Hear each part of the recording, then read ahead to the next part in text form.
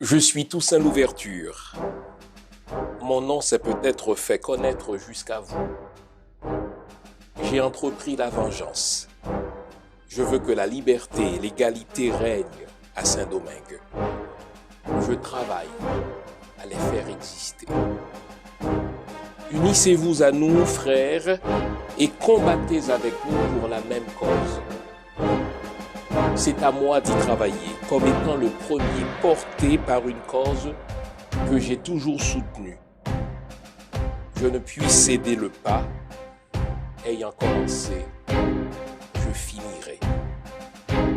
29 août 1793, Toussaint Louverture.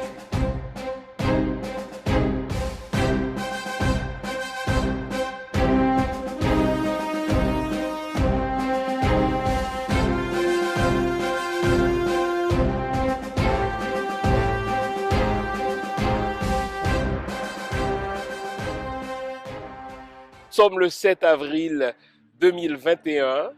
Nous nous retrouvons devant le buste du héros de l'indépendance haïtienne, le précurseur des mouvements d'indépendance des peuples noirs. Nous sommes donc devant le buste de ce génie multidimensionnel, Toussaint Louverture. Nous sommes donc le 7 avril, c'est le jour de l'assassinat de ce grand homme dans les prisons de Napoléon Bonaparte au Fort de Joux en France. Je dis bien l'assassinat parce que nous savons que cet homme a beaucoup souffert de froid, on l'a privé de soins médicaux, on l'a humilié, on l'a soumis à toutes sortes de brimades et de vexations. Quel était son crime? Son crime était simplement de prouver que les Noirs ne sont pas inférieurs aux Blancs et qu'un Noir peut gérer, peut administrer un État. Je veux donc rendre hommage à ce grand homme, à ce génie dont nous honorons la mémoire en ce jour de son assassinat. Je vous invite donc à vous offrir une bonne tasse de thé, à verser quelques gouttes de café ou de thé ou de rhum ou de chocolat chaud en mémoire de cet illustre ancêtre dont le génie reste encore à découvrir. L'émission d'aujourd'hui sera consacrée à quelques facettes de cet homme puisqu'il a été assassiné un 7 avril 1803. Nous allons donc parler de cette dimension du génie de Toussaint Louverture.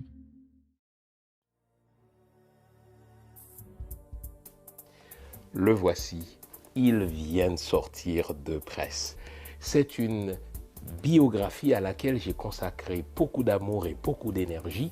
Plus de 390 pages de biographie sur Toussaint Louverture.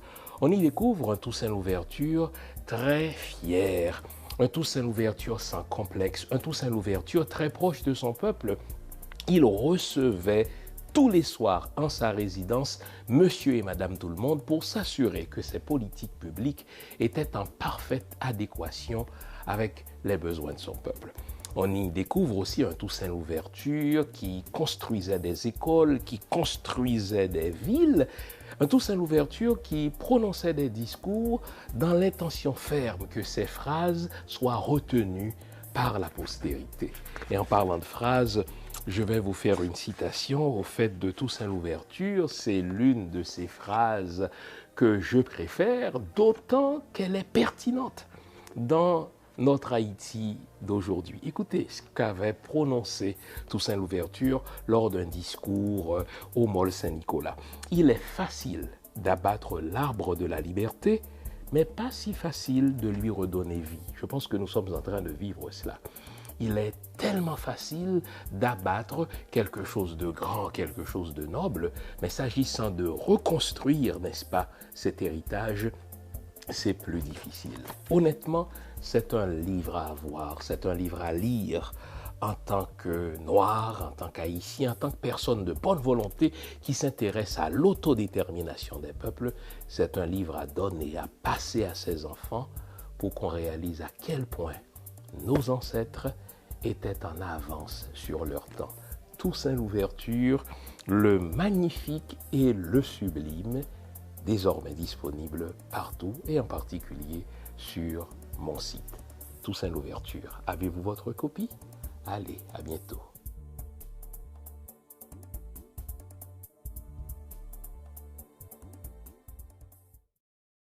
Avant la pause, on s'était promis de consacrer toute l'émission d'aujourd'hui à la vie, à l'œuvre et à l'héritage de cet illustre ancêtre, de ce génie multidimensionnel qu'est Toussaint Louverture. Alors, prenons le temps de méditer sur la vie de cet homme qui est né dans les pires conditions physiques, dans les pires conditions sociales, dans les pires conditions économiques, puisqu'il est né sur une plantation d'esclaves, fils d'esclaves. J'ai dit qu'il est né dans les pires conditions physiques. Les maîtres n'avaient aucune obligation de tenir un registre civil lors de la naissance des esclaves, puisque l'esclave était considéré comme un bien meuble. Pas plus que quand on achetait un meuble, on l'enregistrait. Eh bien, quand un esclave naissait sur une plantation, il n'y a rien d'officiel pour signifier sa date de naissance. Mais toujours est-il qu'à sa naissance, nous dit l'historien Gagnon Lacoste, le bébé paraissait sans couleur, sans regard et sans voix. On disait de cet enfant qu'il était un enfant que la vie effaçait de son livre et qui n'avait aucun lendemain à vivre. Il ne payait donc pas de mine. Personne ne pariait sur l'avenir de Toussaint Louverture. C'est à ce point vrai qu'on allait l'appeler justement plus tard Fatra Bâton parce que il avait un physique souffreteux, il ne payait pas de mine, il était frêle. Bon. On l'a donc prénommé François Dominique Toussaint de Bréda. Pourquoi donc Dominique? Selon l'habitude d'autrefois, on prénommait les esclaves en fonction du jour de la semaine auquel ils prenaient naissance. Donc, puisque il était né un dimanche, le dimanche c'est le jour du Seigneur, donc on l'a appelé donc Dominique, et on l'a appelé Toussaint parce qu'il est né le jour de la Toussaint. Bon. Et là, comme tous les esclaves de son temps, il a porté le nom de l'habitation, le nom de la plantation où il a pris naissance. Donc, on va l'appeler François Dominique Toussaint de Bréda. Bon. On sait qu'il est fils d'Hippolyte Gaou. Cet Hippolyte Gaou serait le fils de l'un des souverains, de l'un des potentats, de l'un des hauts placés du royaume des Alada. Il y a même une tradition selon laquelle Toussaint serait le petit-fils du roi des Alada. Mais toujours est-il que son père, Hippolyte Gaou, fut donc le fils d'un puissant du royaume des Alada. Toussaint Louverture, ça c'est très important, va vivre dans l'esclavage jusqu'autour de 36 ans, 33, 36 ans, puisque la tradition veut que Toussaint ait été affranchi en 1776. Imaginez Toussaint Louverture qui est né autour de 1743. Vous savez, c'est une date convenue, encore une fois, 1743 selon certains historiens, 1745 selon d'autres, 1746 selon d'autres encore, 1747. On pense qu'il a été affranchi autour de 1776. Là encore, on n'est même pas sûr puisque selon une autre tradition, jusque vers l'an 1779, il était encore esclave, et même sa liberté ne fut pas une liberté complète, puisque c'est une liberté de savane qu'on lui a accordée, autant dire qu'il pouvait, n'est-ce pas, se promener, qu'il pouvait passer d'une habitation à une autre sans se faire arrêter, mais c'était pas une liberté complète comme en jouissaient par exemple les mulâtres. Bon. Ce Toussaint Louverture va apprendre à lire et à écrire à l'âge de 40 ans. Quand je vous ai dit que c'est un homme qui est né dans les pires conditions physiques, on l'a vu, à sa naissance, personne ne pensait que ce bébé, cet enfant avait un avenir. Mais il est né esclave, comme 500 000 autres de ses frères noirs qui vivaient à Saint-Domingue en tant qu'esclaves, n'est-ce pas, autour des années 1770, 1789, on parlera de cette date tout à l'heure. Mais Toussaint va apprendre à lire et à écrire à l'âge de 40 ans. Arrêtons-nous ici. Pensons-y, je ne connais pas votre âge, par exemple.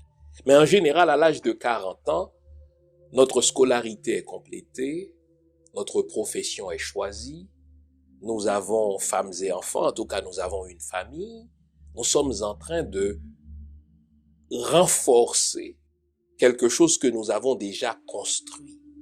Imaginez, à l'âge de 40 ans, Toussaint Louverture va apprendre à lire et à écrire. Mais ça, c'est déjà quelque chose d'exceptionnel puisque le Code noir de Colbert interdisait aux esclaves d'apprendre à lire et à écrire. Il fallait garder les esclaves dans l'ignorance la plus complète pour pouvoir les garder justement dans la conviction qu'ils sont inférieurs aux Blancs, qui eux savent lire, qui eux savent écrire, qui eux sont instruits, etc. Même si parmi les Blancs, il y en avait aussi quelques-uns qui ne savaient ni lire ni écrire, mais toujours est-il que la règle générale au temps de l'esclavage, selon le Code noir de Colbert, c'est que l'esclave soit privé du pain de l'instruction. Et donc, que Toussaint Louverture ait appris à lire et à écrire, c'est déjà exceptionnel, mais qu'il le fasse à l'âge de 40 ans, imaginez à quel point cela devait être difficile. Pourquoi je vous dis ça? Prenons quelques exemples. Vous et moi, nous avons étudié l'histoire, nous avons étudié ce qu'on appelle l'histoire universelle, l'histoire générale. Pensons à Alexandre le Grand, par exemple. Alexandre le Grand, dans la trentaine, avait déjà accompli tout ce qu'il voulait accomplir.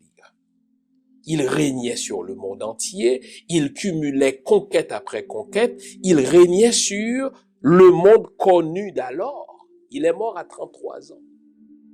Donc, déjà dans la trentaine, son destin était accompli. On entendait parler de ce génie militaire qui inspirait la terreur et qui accumulait victoire après victoire. Aucune armée, à l'exception de l'armée de l'Inde par exemple, ne résistait devant la force et le génie militaire d'Alexandre le Grand. Pour prendre un autre exemple des temps modernes, John Fitzgerald Kennedy est devenu président des États-Unis à l'âge de 43 ans. Donc, quand on est dans la quarantaine, notre profession est choisie, nos choix existentiels sont faits, notre carrière est déjà définie. Et pourtant, cet homme qui est né dans l'esclavage, qui est né avec des conditions physiques, n'est-ce pas, pas toujours généreuses, va apprendre à lire et à écrire à l'âge de 40 ans. Revoyons quelques notions que nous avons encore apprises à l'école au sujet de la réussite d'un individu. Nous avons appris, et non sans raison, qu'un individu est le fruit de son environnement. Autant dire que si l'on veut qu'un individu réussisse, il faut s'assurer de lui donner les conditions optimales pour qu'il puisse mettre toute son intelligence à profit, pour qu'il puisse déployer tout son potentiel. C'est ainsi, par exemple, qu'un parent qui en a les moyens va s'assurer d'envoyer son enfant à la meilleure école possible. de manière à ce que cet enfant soit exposé au grand maître, de manière à ce que cet enfant soit exposé, n'est-ce pas, à la meilleure influence qui soit, et que plus tard, il puisse pousser au maximum son potentiel.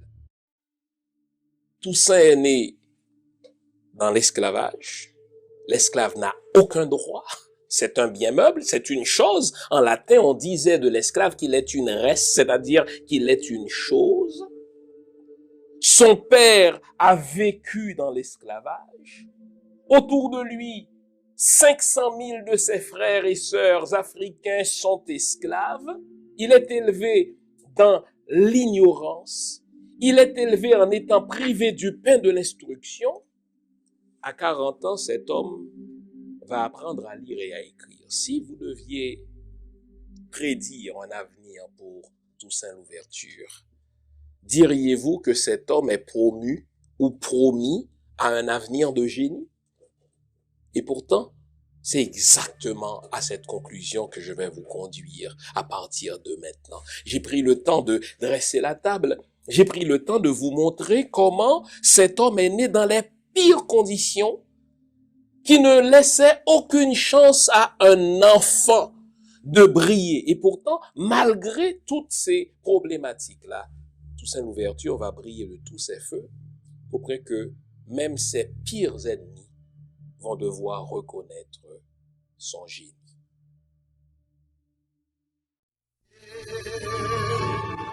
Opération Grâce pour Haïti, le marathon de la charité, de la foi, de l'espérance et de l'indépendance qu'a frappé pop conscience aujourd'hui pour une pote collée dans la renaissance de la nation haïtienne. Plan d'action, c'est un projet jardin agriculture dans 7 départements géographiques pays, ouest, centre, Atibonite, nord, Nip, sud, sud-est. 7300 citoyens capables de bénéficier d'une activité rentable. Projet a coûté 52 millions de gourdes, équivalent à 425 000 $ US. Participation par an, c'est by $1 par semaine, soit 52 $ par année, avec participation 1 million haïtiens, font ça capable de récolter pour la réussite de ce projet. Ça a un véritable cadeau pour 219e anniversaire indépendance pays d'Haïti. Pour participer activement à le projet SILA, on soit bas contribution Paul, il est 908 560 2017. 908 560 2017. Ou capable visiter tout site internet Opération Grâce for Haiti.us. Opération Grâce for Haiti.us. Ou capable bailler contribution online.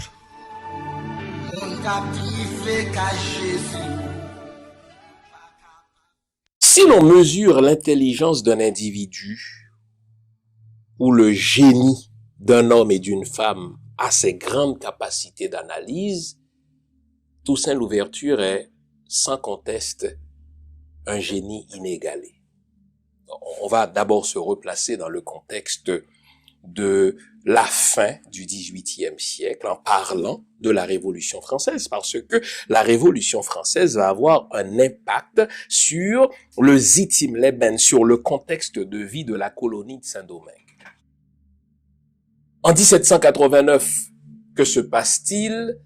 La France proclame la République, renverse, n'est-ce pas, le système monarchique et déclare que tous les hommes sont nés libres et égaux devant la loi. Bon. En marge des événements qui vont précéder la Révolution française, chaque classe, chaque groupe social à Saint-Domingue va avoir des revendications particulières, puisqu'à Saint-Domingue, on retrouvait 3 catégories d'hommes. On va le dire ainsi, mutadis mutandis. À l'intérieur de ces grandes catégories, il y aurait matière de faire des sous-catégories, mais pour les besoins de la cause, limitons-nous aux 3 grandes catégories. Vous aviez les blancs. Bon. À l'intérieur de cette catégorie, vous avez les grands planteurs, vous avez les absentéistes, c'est-à-dire des blancs qui ont des biens à Saint-Domingue et qui ne résident pas nécessairement dans la colonie, mais qui restent en métropole.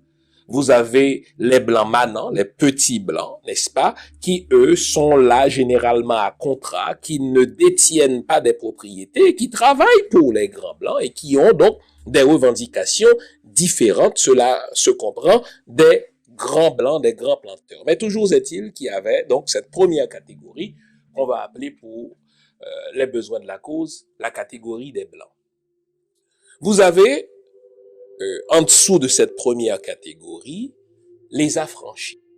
Les affranchis sont formés majoritairement des gens de couleur. Qu'est-ce qu'on entend par des gens de couleur? C'est des gens qui sont issus de relations entre les Blancs et une négresse. Vous aviez aussi dans cette même catégorie d'affranchis des Noirs, car il y avait des Noirs aussi qui étaient des affranchis. Et en dessous de l'échelle sociale, vous avez les esclaves. Les esclaves qui sont majoritairement des Noirs. Et à l'intérieur de cette troisième catégorie, il y a lieu de faire des distinctions. Il y a les créoles, c'est-à-dire les esclaves qui sont nés à Saint-Domingue, qui vont développer un certain complexe de supériorité, suivez mon regard, par rapport aux esclaves bossales qui sont arrivés adultes, n'est-ce pas, à Saint-Domingue, et par rapport auxquels on a des préjugés entre esclaves. À l'intérieur de cette classe d'esclaves, il y a aussi les esclaves domestiques qui, eux, sont privilégiés par rapport aux esclaves des champs parce que eux vivent dans la maison du maître, n'est-ce pas? Ils jouent de la musique pour le maître, ils font à manger pour le maître. Vous avez des esclaves à talent qui, eux-mêmes, pouvaient même recevoir un certain pécule, c'est-à-dire un certain salaire. Et vous avez les esclaves des champs qui, eux, se retrouvaient au bas du bas de l'échelle sociale, c'est-à-dire au plus bas échelon. Il y a une autre catégorie d'esclaves dont on ne parle pas parce qu'on n'a pas les chiffres exacts, ce sont les esclaves marrons. Que sont les esclaves marrons? Ce sont des esclaves qui refusent de travailler pour les autres et qui sont en contestation du système et qui vont vivre, n'est-ce pas, dans des hauteurs, qui vont vivre, n'est-ce pas, dans des montagnes, tandis que les autres continuent à vivre soit dans les maisons des maîtres ou bien dans la plantation, eux-mêmes, n'est-ce pas, vont vivre cachés dans les hauteurs. Et ils vont de temps en temps faire des razzias dans la plaine pour avoir de quoi subsister, mais toujours est-il qu'ils vivent, eux, en marge, n'est-ce pas, de la société domingoise. Vous avez donc une société avec des classes et des groupes sociaux dont les intérêts des uns s'opposent aux autres. Considérons la classe des Blancs. L'une des plus grandes préoccupations de la classe des Blancs, c'est la question commerciale. Bon, les Blancs ont plein de privilèges qu'ils se donnent. Le Code noir, par exemple, établissait des distinctions dans la colonie, des distinctions basées sur la couleur. Il n'y a pas à en sortir de là. Le fait d'être blanc, c'est un privilège en soi. C'est un privilège en soi, dans le sens que t'es blanc, tu as le droit de vote. T'es blanc, tu es éligible à des postes administratifs. T'es blanc, tu as une certaine façon de t'habiller parce que les affranchis ne pourront pas s'habiller à l'européenne. T'es blanc, tu peux porter l'épée, c'est-à-dire tu peux faire partie, n'est-ce pas, de l'armée officielle de France. T'es blanc, tu peux avoir une certaine diète qui est refusée aux autres catégories. La distinction allait jusque-là. Et quand t'es blanc, l'affranchi qui passe devant toi doit baisser la tête, enlever son chapeau et te saluer en t'appelant monsieur, parce que t'es blanc. Mais les blancs avaient des intérêts qu'ils voulaient faire valoir à l'époque de la Révolution française. Ils voulaient se défaire, écoutez bien, de ce qu'on appelle le pacte de l'exclusif ou le pacte colonial. Qu'est-ce que c'est que le pacte de l'exclusif ou le pacte colonial? C'est un accord que Colbert, le ministre des Finances de Louis XIV, avait conçu et a imposé aux colonies françaises. Elles étaient plusieurs, ces colonies françaises, par rapport à la métropole. Qu'est-ce que stipulait le pacte de l'exclusif? C'est-à-dire, tout ce qui était produit dans une colonie, puisqu'on parle de Saint-Domingue, devait être vendu exclusivement à la métropole. Non seulement celui qui travaille, qui produit le café, celui qui, à partir de la canne à sucre, produit, n'est-ce pas, un sucre non raffiné, il devait le vendre à la métropole, mais c'est la métropole qui fixait, n'est-ce pas, arbitrairement le prix, et Saint-Domingue devait importer tout de la métropole. Imaginez, à un moment donné, les planteurs, les Blancs, voulaient faire, n'est-ce pas, commerce avec d'autres pays. Il y avait les États-Unis avec qui ils cherchaient à faire commerce. Ils voulaient faire commerce avec les Anglais. Mais le pacte de l'exclusif, n'est-ce pas, leur interdisait d'avoir ce type de commerce-là. Et la métropole y veillait. Il y avait, n'est-ce pas, il y avait la police de la métropole, il y avait des fonctionnaires de la métropole qui veillaient à l'application et à l'observance du pacte de l'exclusif. Et quand vous étiez surpris à ne pas suivre le pacte de l'exclusif, vous étiez puni, vous aviez de sales amendes à payer. Et donc, dans le contexte de la Révolution française, autour de 1789, les grands Blancs vont chercher à faire sauter le pacte de l'exclusif. Et que pensez-vous que la métropole va dire? La métropole va dire non. Donc, les grands Blancs veulent se défaire du pacte de l'exclusif qui rapportait, n'est-ce pas, beaucoup à la France. Écoutez, un tiers du commerce de la France dépendait de ce qui arrivait de Saint-Domingue. Et la France était justement devenue un pays respectable et envié des autres parce que la France tirait beaucoup d'avantages économiques du commerce de l'exclusif qu'elle imposait. La deuxième catégorie sociale, les affranchis, avaient d'autres préoccupations. Les préoccupations de ces affranchis étaient plutôt d'ordre social. Imaginez, ils sont soi-disant libres, mais ils ne sont pas libres de voter. Ils sont soi-disant libres, mais ils ne sont pas libres d'être élus. Ils sont soi-disant libres, mais ils ne sont pas libres d'exercer la profession, n'est-ce pas, qu'ils veulent exercer. Ils sont soi-disant libres, mais ils sont obligés d'appeler tout blanc monsieur, n'est-ce pas, d'enlever leur chapeau devant les blancs, et ils subissaient aussi pas mal de jalousie quand ils réussissaient en affaires par rapport aux blancs qui étaient jaloux. Donc, vous avez une deuxième catégorie qui est littéralement prise en sandwich entre les grands blancs à l'égalité desquels ils veulent parvenir et les esclaves auxquels ils ne veulent pas ressembler. Or, à bien des égards, beaucoup de vexations auxquelles les affranchis étaient soumis ressemblaient aux vexations auxquelles les Noirs, eux aussi, étaient soumis. Au bas donc de l'échelle, vous avez les esclaves. Beaucoup de ces esclaves étaient, je l'ai dit, des esclaves domestiques. Donc tout ce qui se passait en France et qui se rapportait dans les maisons, eh bien les esclaves domestiques en entendaient parler. Ils entendaient parler, par exemple, du fait qu'il y a une révolution en France et qu'au terme de cette révolution, tous les hommes sont nés libres et égaux. Et ils vont colporter les diverses nouvelles qu'ils entendent dans la maison à leurs frères esclaves des plantations, à leurs frères d'esclaves des champs, en sorte que, autour de 1791, n'est-ce pas, tout était prêt pour un chamboulement à Saint-Domingue.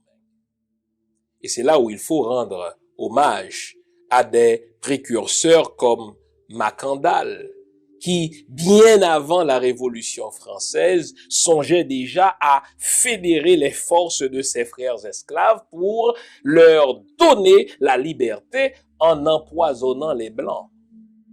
C'est là où il faut rendre hommage à un certain Boukman qui, lui, était cocher, n'est-ce pas? C'est-à-dire qu'il conduisait ce qu'on appelle, n'est-ce pas, le carrosse de ses maîtres et qui, lui, déjà voulait, n'est-ce pas, conduire ses frères et ses sœurs à la liberté.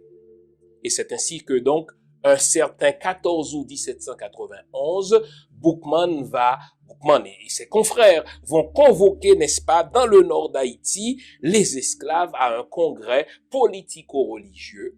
Congrès au cours duquel ils vont jurer de vivre libre ou mourir, donc liberté ou la mort.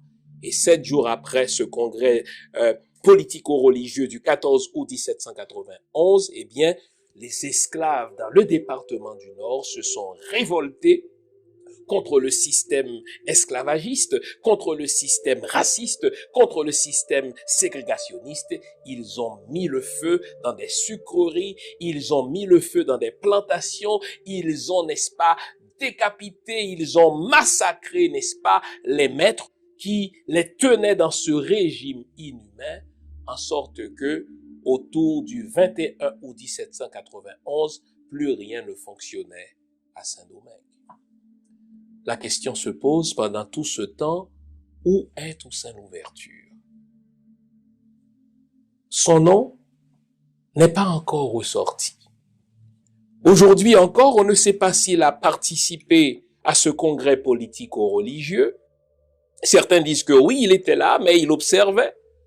D'autres disent que non, au contraire, il faisait partie des leaders qui travaillaient en sous-main pour, n'est-ce pas, soulever les esclaves du département du Nord. Ce qu'on sait, c'est que lors de ce soulèvement général des esclaves, dans la nuit du 21 au 22 août 1791, Toussaint Louverture a eu le réflexe d'aller chercher son maître, Bayon de Liberta, pour le mettre à l'abri, n'est-ce pas, de cette insurrection par laquelle on massacrait les Blancs. Lui, il a choisi de mettre à l'abri, n'est-ce pas, son maître, Bayon de Liberta. La question se pose, pourquoi Toussaint, qui lui-même a vécu dans l'esclavage, tandis que les autres esclaves massacraient leur maître, pourquoi a-t-il choisi, lui, de protéger son maître et de le mettre à l'abri de cette insurrection? C'est quelque chose qu'on va retrouver chez Toussaint pendant toute sa vie. Toussaint Louverture, on le verra, deviendra un révolutionnaire, mais sa révolution ne portera jamais contre une race, sa révolution ne portera jamais contre un peuple, sa révolution portera contre un régime, contre un système. Ils veulent changer le système, au fait, il travaillera à le changer, vous l'avez entendu au début de mon émission. Mais la révolution de Toussaint, c'est pas une révolution qui vise une race, c'est pas une révolution qui vise une catégorie d'hommes, c'est une révolution par laquelle il veut changer une société, mais il veut une société dans laquelle les Blancs sont les bienvenus, les affranchis, donc les anciens libres, les mulâtres, n'est-ce pas, sont les bienvenus, mais une société dans laquelle les Noirs ont précisément les mêmes droits que les Blancs ou les mulâtres. Où est Toussaint Louverture? Eh bien, autour de 1793, on va le retrouver avec les troupes de Jean-François Ebiassou comme médecin des troupes de Jean-François Ebiassou, comme médecin feuille, c'est-à-dire quelqu'un qui connaissait les vertus des plantes médicinales et qui pouvait, n'est-ce pas, ausculter et soigner les soldats esclaves blessés. On va le retrouver comme négociateur puisque Toussaint sait lire et écrire, donc il peut négocier des ententes pour les troupes de Jean-François Ebiassou avec les Blancs qui ne voulaient absolument accorder aucun pouce d'allègement dans le système esclavagiste. On va le retrouver surtout, tenez-vous bien, combattant pour les troupes espagnoles contre les troupes françaises. Mais qu'est-ce qui explique qu'un homme comme Toussaint, qui, si on compare sa situation à celle des esclaves en général, est un privilégié? D'abord, je l'ai dit, vers 1776-1779, Toussaint Louverture a été un affranchi. Plus tard, Toussaint Louverture est même devenu propriétaire de plantations. Donc, qu'est-ce qui va expliquer qu'un homme comme Toussaint abandonne tous ses privilèges pour prendre parti pour la masse des esclaves et se battre pour un changement de régime duquel changement les masses allaient bénéficier? Eh bien, pour répondre à cette question, nous allons vous proposer les 7 dimensions de ce génie qu'est Toussaint Louverture.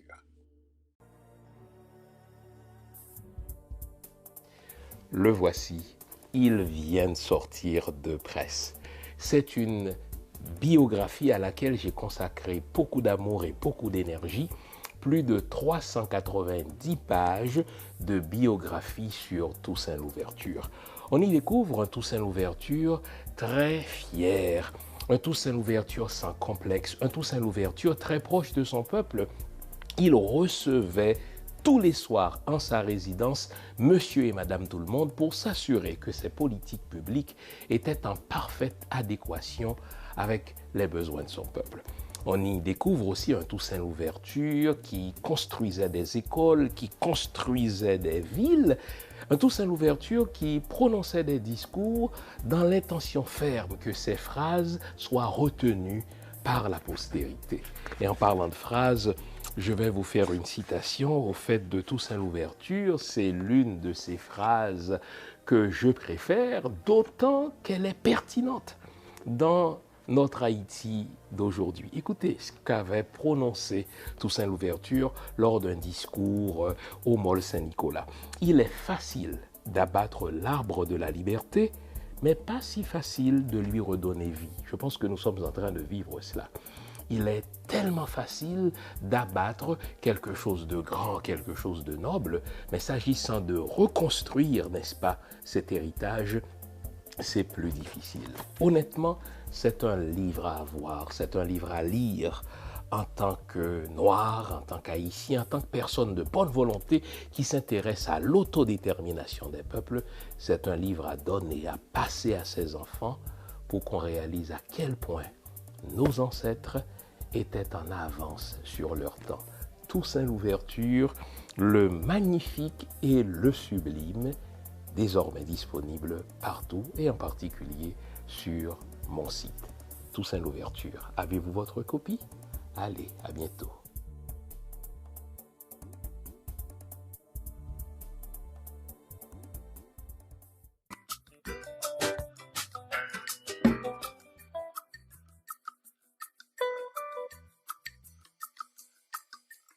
Si l'on mesure l'intelligence d'un homme ou d'une femme politique à sa capacité d'analyser une conjoncture sociale, eh bien, Toussaint Louverture est un génie inégalé.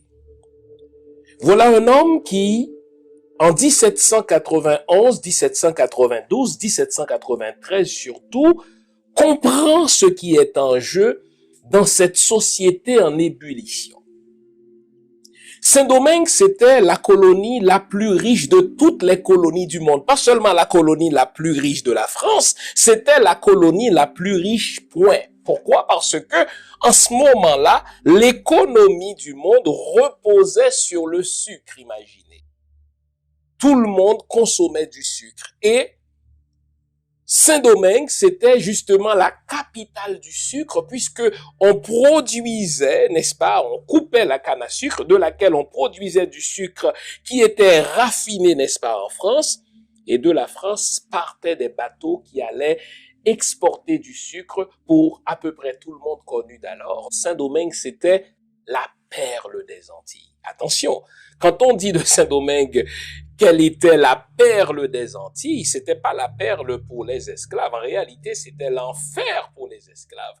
Ce n'était même pas la perle pour les grands planteurs blancs, c'était la perle de la France, la perle de la métropole, puisque, n'est-ce pas, grâce au sucre qui était produit à Saint-Domingue et raffiné, n'est-ce pas, en France, eh bien, la France devenait de plus en plus riche.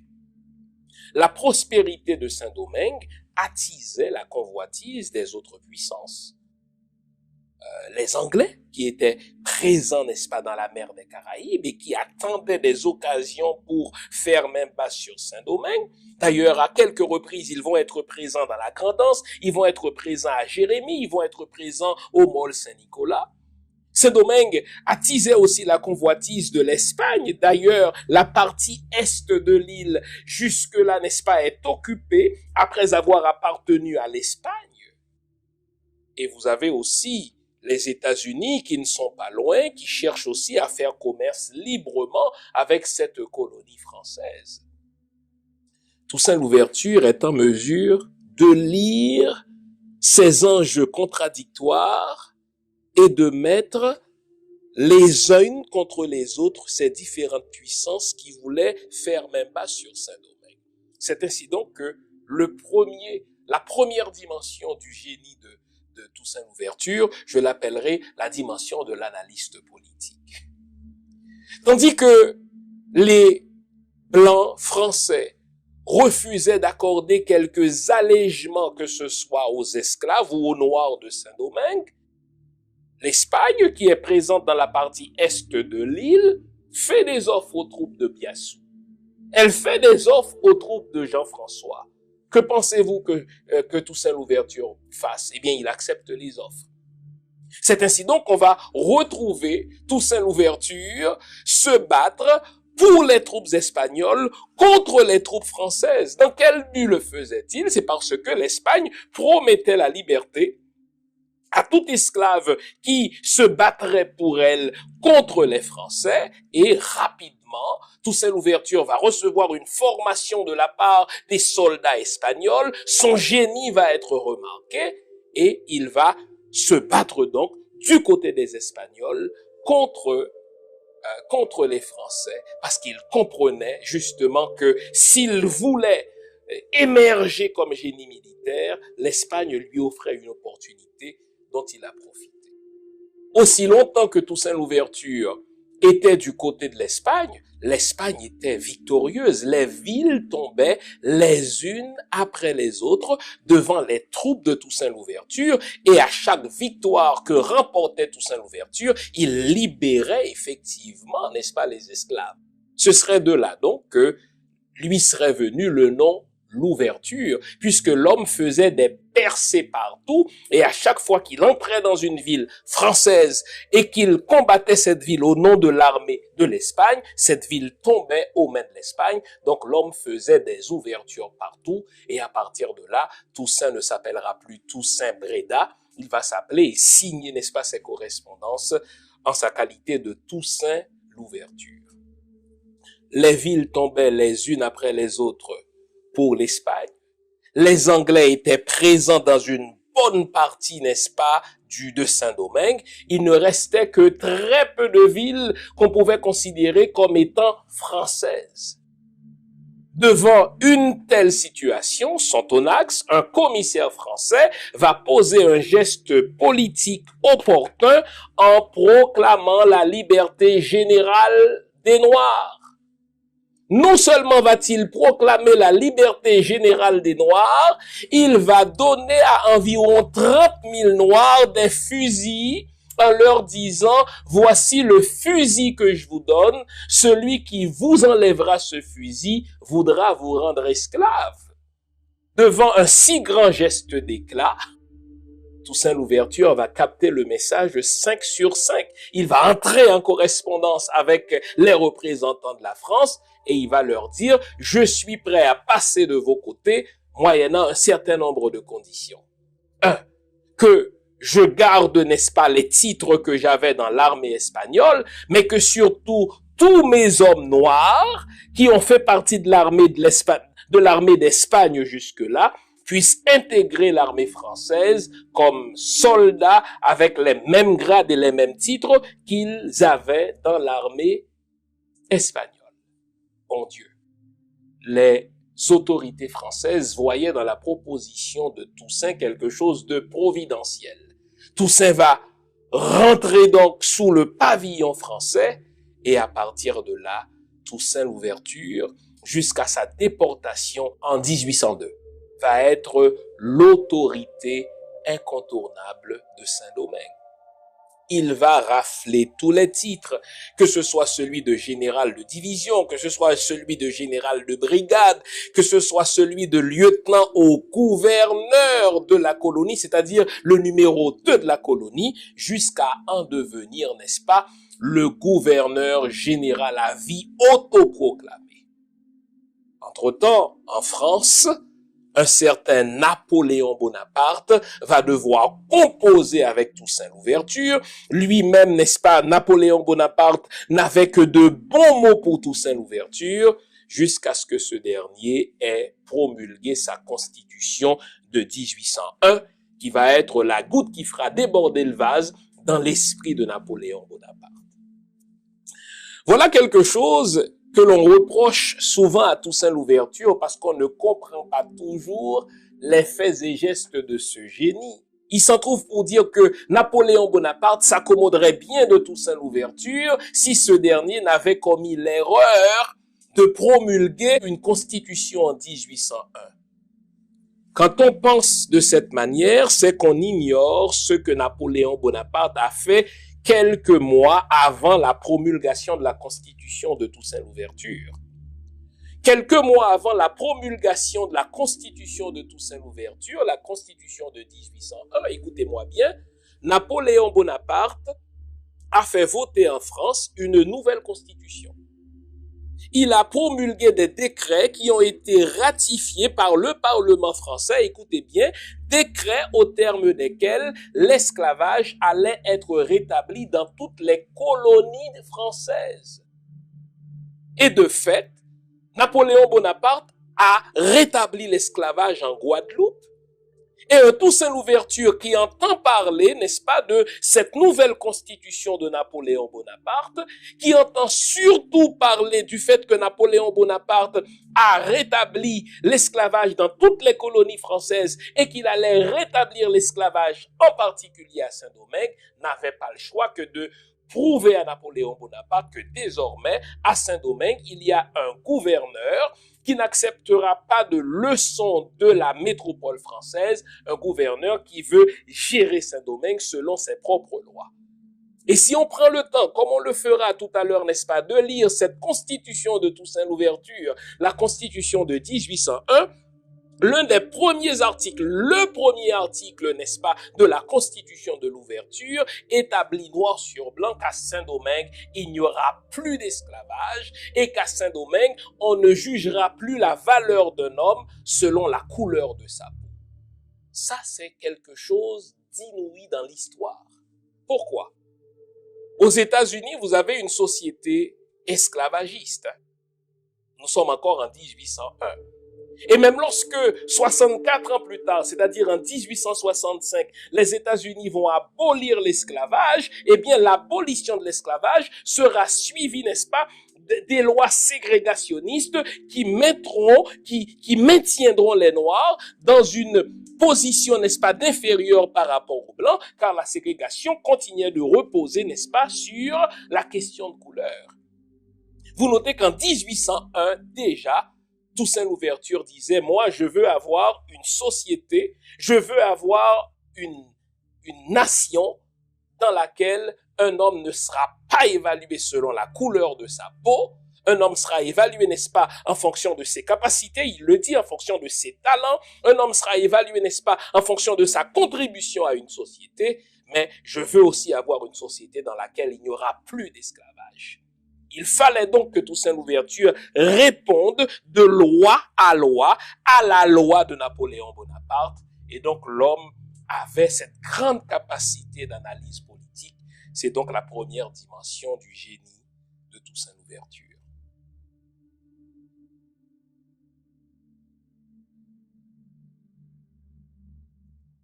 La deuxième dimension du génie de Toussaint Louverture, c'est celle du négociateur.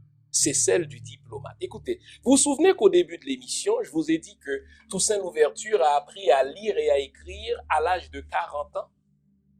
Et pourtant, savez-vous qu'aujourd'hui encore, 218 ans après sa mort, on en est encore à décrypter la correspondance de Toussaint Louverture.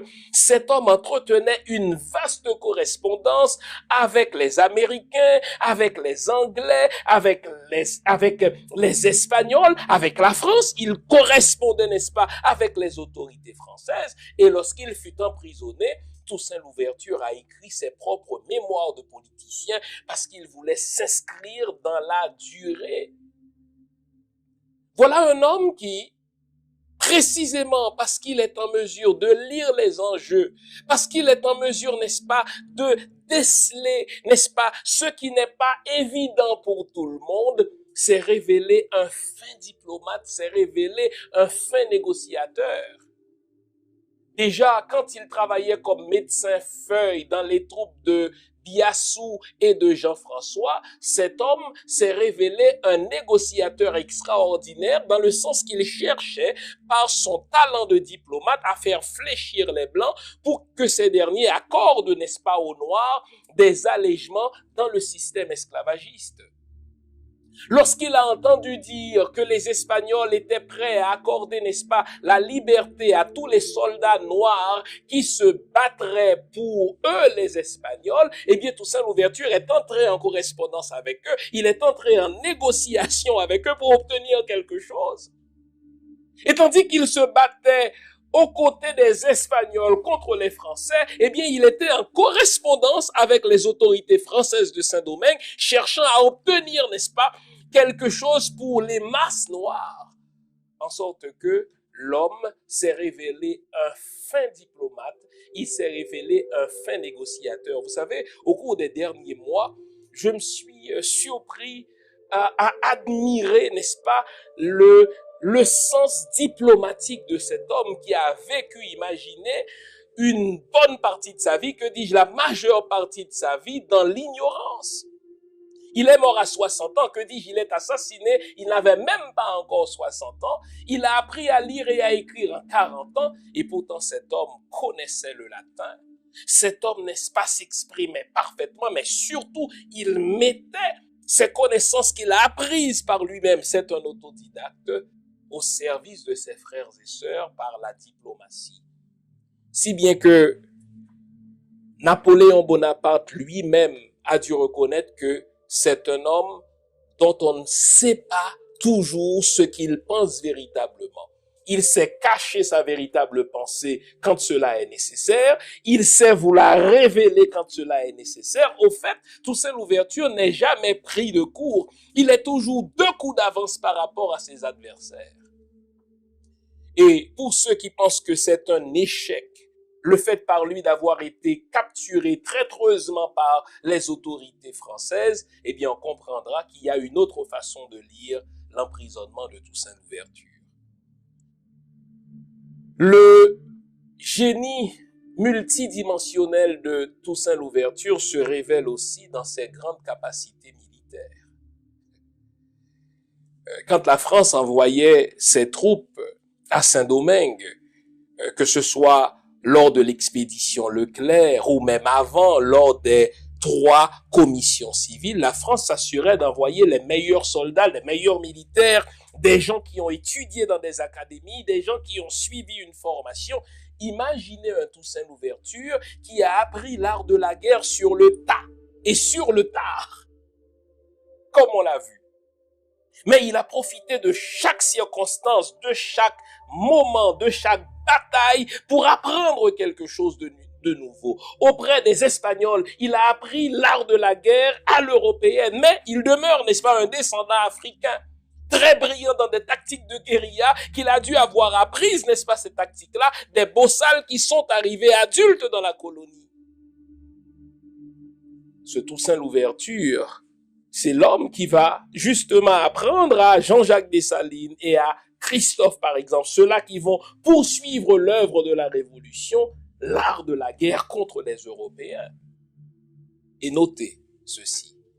Toussaint Louverture, c'est le premier noir des temps modernes à avoir battu en même temps 3 armées européennes. Cela ne s'était jamais fait dans l'histoire, les amis. Une armée européenne va battre une autre armée européenne, mais une armée européenne n'a jamais perdu une bataille aux mains d'une armée non européenne. Imaginez qu'à Saint-Domingue, Toussaint Louverture devait faire face à 3 armées européennes. Aux armées françaises, lorsqu'il était dans l'armée espagnole, il les battait, les troupes françaises, au point que les villes tombaient entre ses mains les unes après les autres. Quand il changeait de camp, qu'il a décidé de se battre pour la France contre l'Espagne, eh bien, les Français ont dit, pardon, les Espagnols ont dit, nous sommes perdus, et effectivement, toutes les villes que les Espagnols avaient conquises grâce à Toussaint Louverture, en quelque temps, eh bien, l'Espagne perdait ces villes-là. Et même les Anglais qui se trouvaient sur l'île à la demande des grands planteurs, on les retrouvait, les Anglais, à Jérémie, on les retrouvait dans la Grand'Anse, on les retrouvait au Mall Saint-Nicolas, on les retrouvait dans l'Ouest aussi. Eh bien, dès que Toussaint Louverture a commencé à se battre pour la France, eh bien, il chassait les Anglais, il chassait les Espagnols. Ça, c'est un génie militaire, les amis. C'est pas pour rien que j'ai pris le temps au début de l'émission de camper la situation terrible dans laquelle Toussaint Louverture est né. Si l'on compare par exemple à Napoléon Bonaparte, on a déjà dit qu'entre Napoléon Bonaparte et Toussaint Louverture, il y a des points communs. Effectivement, il y a des points communs. Les deux ont vécu en marge de leur société jusqu'à ce que par leur génie militaire, le monde les découvre. C'est le cas de Napoléon Bonaparte et c'est le cas de Toussaint Louverture. Mais les deux sont devenus des hommes politiques aussi grâce à leur génie militaire. Mais Napoléon Bonaparte, lui, il a grandi dans des meilleures situations. Bourgeois, fils de bourgeois. Il est né et a grandi dans une société dite avancée. Entre-temps, Toussaint Louverture est né sur une plantation d'esclaves, privé du pain de l'instruction jusqu'à l'âge de 40 ans. Imaginez un esclave qui apprend à lire et à écrire, qui va développer le goût pour la lecture, le goût pour l'écriture. Je vous ai dit qu'on en est encore à déchiffrer toute la correspondance de Toussaint Louverture. Le véritable génie entre les deux, c'est Toussaint Louverture. Pourquoi je prends le temps de vous dire ça? C'est que contrairement à ce que les Blancs se sont racontés à eux-mêmes, contrairement à ce que les Blancs veulent nous faire croire, la couleur de notre peau n'indique aucune infériorité. Voilà un Toussaint Louverture qui naît dans l'esclavage, qui apprend à lire et à écrire à l'âge de 40 ans, mais qui est le premier noir à battre 3 armées européennes parmi les plus prestigieuses. L'Angleterre, c'était la reine des mers. La France, c'était, n'est-ce pas, l'armée de terre la plus prestigieuse, et l'Espagne comptait parmi les armées les plus importantes. Un seul homme les battait à partir de son génie militaire, Toussaint Louverture. Le génie multidimensionnel de Toussaint Louverture, c'est aussi le révolutionnaire.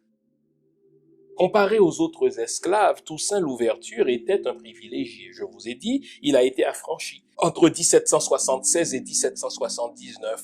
Dans sa qualité d'affranchi, il était même devenu propriétaire de plantation. Puisque c'était un esclave à talent, qui est devenu un cocher, il avait des privilèges. Mais pourquoi a-t-il choisi d'abandonner tout cela pour changer la situation à Saint-Domingue? Parce que c'était un révolutionnaire, un homme qui a dit « Les privilèges que j'ai ne sont rien si la majorité de mes frères en sont privés. Les privilèges que j'ai ne sont rien si, n'est-ce pas, la plupart de ceux qui vivent à Saint-Domingue, ils sont au nombre de 500 000 esclaves. Non, rien. Je vais renoncer à mes petits avantages, à mes quelques privilèges pour prendre fait et cause pour mes frères et mes sœurs. » Toussaint Louverture savait que, en proclamant sa constitution de 1801, cela ne ferait pas plaisir à Napoléon Bonaparte. Il savait, il était informé. Toussaint Louverture, c'était un génie militaire qui avait ses espions partout en Europe. Il savait que Napoléon Bonaparte, n'est-ce pas, préparait une expédition de plus de 20 000 hommes contre lui. Mais il était résolu à se battre pour ses convictions. Il voulait changer la société domingoise. Il voulait en faire une société égalitaire, où noirs, blancs et mulâtres, n'est-ce pas, sont égaux, mais une société au sein de laquelle on n'est pas évalué sur la base de la couleur de sa peau. Autour de lui, rien de cela ne se faisait. Aux États-Unis, c'était l'esclavage. Autour de Saint-Domingue, toutes les colonies étaient soit des colonies, n'est-ce pas, anglaises, des colonies françaises ou des colonies, n'est-ce pas, espagnoles. Donc, on y pratiquait l'esclavage. Toussaint Louverture voulait marquer un exemple historique. Je veux créer une société dans laquelle les Noirs ne sont pas considérés comme inférieurs à cause de la couleur de leur peau. Le génie de Toussaint Louverture a une autre dimension, c'est celle de l'administrateur public. Les amis, lorsque la Révolution française a éclaté et qu'à Saint-Domingue, on a vécu les conséquences de cette révolution, on l'a vu, n'est-ce pas, lorsqu'en 1791, dans la nuit du 21 au 22 août 1791, les Noirs se sont révoltés, à partir de là, plus rien ne fonctionnait à Saint-Domingue. Les esclaves ne voulaient plus retourner, n'est-ce pas, sur les plantations. Or, je vous ai dit que la richesse de la France reposait sur ce qui se faisait à Saint-Domingue. Saint-Domingue était devenu la perle des Antilles, non pas en tout cas pour les Noirs, mais pour les Blancs, à cause de sa production et de sa prospérité. ce que les Blancs, par leur armée, n'arrivaient pas à faire, Toussaint Louverture va le réussir. Dès que Toussaint Louverture était devenu, n'est-ce pas, à toute fin pratique, l'autorité de Saint-Domingue, Saint-Domingue est redevenu prospère. Donc c'est un génie en administration publique. J'en sais quelque chose puisque j'ai étudié en administration publique. Lorsqu'on prend le temps d'étudier la correspondance de Toussaint Louverture, mais vaste correspondance, lorsqu'on prend le temps d'étudier la constitution de Toussaint Louverture et de la replacer dans son contexte, n'est-ce pas, de la fin du 18e et du début du 19e siècle, on dit que cet homme est un génie de l'administration publique. Il a essayé de faire comprendre à ses frères noirs, pas toujours avec succès, que la liberté ne s'oppose pas au devoir de travailler. Être libre ne signifie point ne pas travailler. La liberté ne signifie point, n'est-ce pas, qu'on ne doive pas œuvrer à la prospérité économique. Toussaint Louverture comprenait une chose, un État est fort à sa prospérité économique. Si Saint-Domingue devait rester fort, fort pour tout le monde, eh bien, Saint-Domingue devait être forte, n'est-ce pas, économiquement. Et quand on prend le temps d'étudier ces politiques publiques telles qu'elles se reflètent dans la Constitution de 1801, on se dit, oh là là, quel homme en avance de son temps. Il a réussi à ramener, n'est-ce pas, les masses au travail, tout en étant libre. Il a réussi à rappeler les Blancs qui s'étaient enfuis dans le confluent de la révolution de 1789. Il leur écrivait en leur disant, nous avons besoin de vos compétences techniques, venez contribuer à la prospérité de Saint-Domingue. Et même Napoléon Bonaparte le confessera quelque temps avant sa mort à Sainte-Hélène. J'aurais dû, dit-il, me contenter de gouverner Saint-Domingue par Toussaint Louverture, car ainsi je garderai la prospérité de Saint-Domingue pour la France. Le génie de Toussaint, avons-nous vu, se manifeste dans ses grandes capacités d'analyse politique. Son génie se manifeste dans la dimension du diplomate et du négociateur. Son génie se manifeste dans son art de la guerre, l'art militaire. Son génie se manifeste dans le révolutionnaire qu'il est devenu. Mais son génie se manifeste aussi en tant que visionnaire. Vous savez, l'art de gouverner, c'est prendre des politiques publiques qui anticipent ce qui va arriver. Vous savez qu'aujourd'hui encore, on étudie la constitution de l'ouverture dans des départements de sciences politiques. On étudie la vaste correspondance de Toussaint Louverture. Et quand on lit ces lettres, quand on lit ces textes, on est tout simplement admiratif de ses grandes visions. Comme Louis-Joseph Janvier a dit de Jean-Jacques Dessalines, eh bien, il ne manquait que du temps à Toussaint Louverture pour faire de Saint-Domingue un modèle, écoutez-moi bien, de la capacité des Noirs de gérer un État et de le rendre prospère.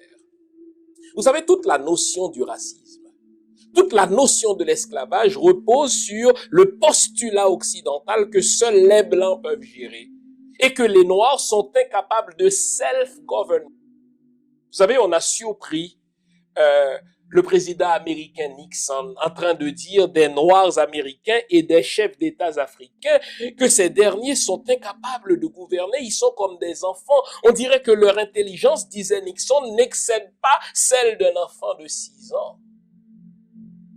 Lorsqu'Anténor Firmin devait faire la démonstration, comme si c'était nécessaire de le faire à Gobineau, qu'il n'y a pas de race supérieure à une autre et que les Noirs n'ont rien à envier à l'intelligence des Blancs, il leur donnait en exemple nul autre que Toussaint Louverture. Voilà un homme qui, par ses grandes visions, voilà un homme qui, par ses prévisions, était justement en avance sur son temps. C'était un visionnaire. Vous savez, au moment où a vécu Toussaint Louverture, c'est-à-dire jusqu'en 1803, eh bien, on ne connaissait pas en Occident, en tout cas, de société multiraciale égalitaire.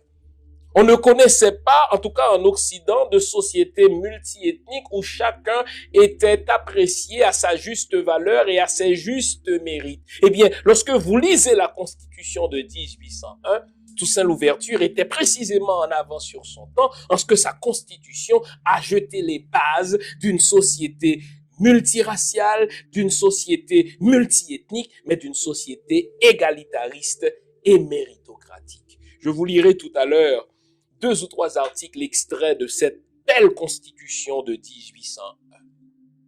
Et enfin, le génie de Toussaint Louverture se manifeste en ce qu'il est un semeur.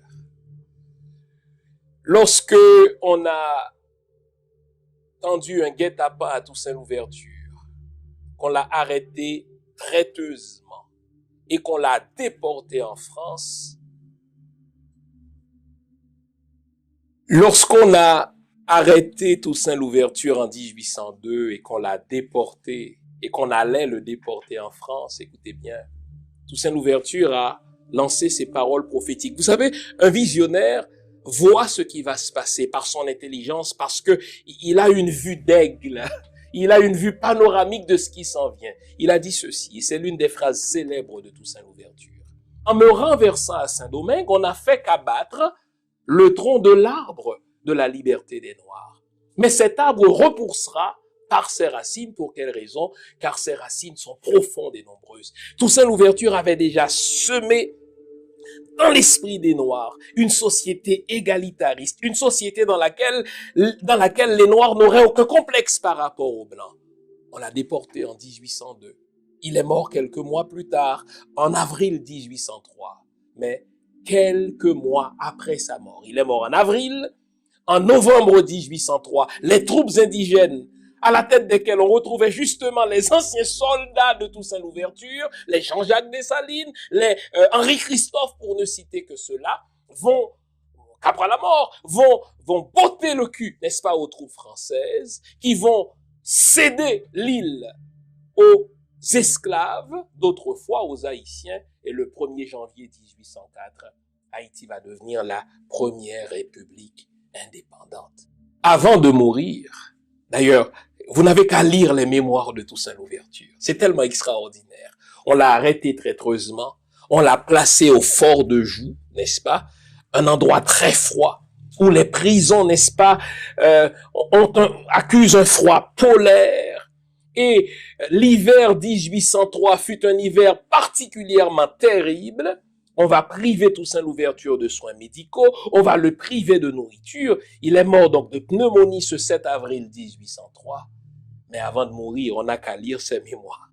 L'homme est en prison, il est humilié, et précisément parce qu'il veut investir dans le temps, il écrit ses mémoires. Vous savez qu'il aurait pu s'évader. D'autres prisonniers qui se trouvaient au fort de Joux se sont évadés. Pensez à un Rigaud. Il s'est évadé. Mais Toussaint Louverture a dit non, moi je suis un officier de l'armée. J'ai droit à un procès. Je suis un gouverneur de l'île. J'ai le droit de rencontrer Napoléon pour qu'on discute d'homme à homme. Cet homme fut trop petit pour s'exposer à la grandeur de Toussaint Louverture. Lorsqu'il a compris qu'il allait mourir en prison, il a consigné ses mémoires politiques. Je vous le dis, lisez ses mémoires. C'est une perle de science politique. C'est une perle d'administration publique. Et dans ses mémoires, il dit substantiellement que tout est en place. La révolution poursuivra son œuvre. Je voudrais terminer en vous lisant quelques articles de la Constitution de 1801 de Toussaint Louverture. Article 1. Saint-Domingue dans toute son étendue, et Samana, la Tortue, la Gonave, les Cahumites, l'île à Vache, la Saône et autres îles adjacentes forment le territoire d'une seule colonie qui fait partie de l'Empire français, mais qui est soumis à des lois particulières. Vous entendez ça? Toussaint est en train de dire, si Napoléon est en mesure de prendre des lois pour la France, lui, il est en mesure de prendre des lois particulières pour Saint-Domingue. Mais vous notez déjà que c'est toute l'île qui est considéré comme faisant partie d'un seul et même territoire. C'est qu'entre-temps, Toussaint est rentré dans la partie est de l'île, il a chassé, n'est-ce pas, les Espagnols, et il a unifié l'île. Article 3, très important. Il ne peut exister d'esclaves sur ce territoire. La servitude y est à jamais abolie. Tous les hommes y naissent, vivent et demeurent libres et français. Ça, c'est important. Entre-temps, je vous l'ai dit, Napoléon Bonaparte a rétabli l'esclavage dans les colonies françaises, en particulier à Guadeloupe, qui est à côté d'Haïti. Toussaint a dit, l'esclavage ne sera jamais rétabli ici parce que c'est une terre libre. Article 5. Oh là là, celui-là, je l'aime. Il n'existe d'autre distinction que celle des vertus et des talents, et d'autres supériorités que celles que la loi donne dans l'exercice d'une fonction publique. Il n'existe donc d'autre distinction que celle des vertus et des talents. En réalité, Toussaint Louverture est en train de dire que la société domingoise va être une société méritocratique. Vous notez que nous sommes au 21e siècle. Les sociétés occidentales sont encore aux prises avec des problèmes de racisme. Toute la saga du Black Lives Matter, c'est précisément parce que l'Occident n'arrive pas à se dégager de ses réflexes racistes. Toute la notion du racisme systémique, toute la question des privilèges blancs repose sur le principe qu'il y aurait d'autres degrés de supériorité en fonction de la couleur de la peau. Toussaint Louverture invitait les blancs dans son gouvernement, il invitait les noirs dans son gouvernement. Eh bien, pour quelle raison? Parce que il dit, il ne peut y avoir aucune supériorité basée sur la couleur de la peau. Voilà un homme qui était en avance de son temps. Lorsque on voudra nous faire croire que nous sommes inférieurs en fonction de la couleur de notre peau, lorsque on regarde, n'est-ce pas, la manière dont nos États africains ou nos pays d'afro-descendants sont mal gérés à cause de l'influence délétère des pays tuteurs de l'Occident et qu'ils nous disent nous sommes incapables de self-government, rappelons-leur l'exemple inégalé de Toussaint Louverture. Rappelons-leur le génie multidimensionnel inégalé de Toussaint Louverture et disons-leur que nous avons le sang de Toussaint Louverture dans nos veines. Ce que Toussaint a fait, nous en sommes nous aussi capables. J'espère vous avoir été utile. Eh bien, je vous invite à vous inspirer de la vie de cet homme. Je vous invite à vous abreuver de sa vie. Je vous invite à vous réconcilier surtout avec cet homme. Partageons, si nous avons aimé cette émission, likons surtout et abonnons-nous si ce n'est déjà fait. Bonne semaine, gardons le moral, offrons une libation à cet illustre ancêtre, versons quelques gouttes d'eau, de café ou de rhum en son honneur, on est ensemble et rappelons-nous ce que Toussaint a fait. Nous en sommes nous aussi capables si nous le voulons. Bonne semaine, gardons le moral car tant que va le moral, tout va.